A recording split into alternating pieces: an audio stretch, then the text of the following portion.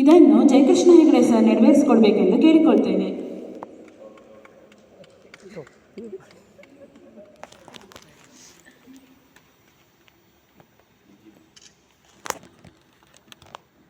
ಪ್ರಣತಿಗೆ ಧನ್ಯವಾದಗಳನ್ನು ಅರ್ಪಿಸುತ್ತಿದ್ದೇನೆ ಹಾಗೂ ಜಯಕೃಷ್ಣ ಸರ್ಗೂ ಕೂಡ ಧನ್ಯವಾದಗಳನ್ನು ಅರ್ಪಿಸುತ್ತಿದ್ದೇನೆ. ಈಗ ಅಲ್ವಿಯಾ ಡಿಸೋಜಾ ಇವಳು ವೇದಿಕೆಗೆ ಬರಬೇಕೆಂದು ಕೇಳಿಕೊಳ್ತಿದ್ದೇನೆ. ಇವಳಿಗೆ ಸರ್ಟಿಫಿಕೇಟನ್ನು ಪ್ರಾಂಶುಪಾಲರು ನೀಡಬೇಕೆಂದು ಕೇಳಿಕೊಳ್ಳುತ್ತಿದ್ದೇನೆ.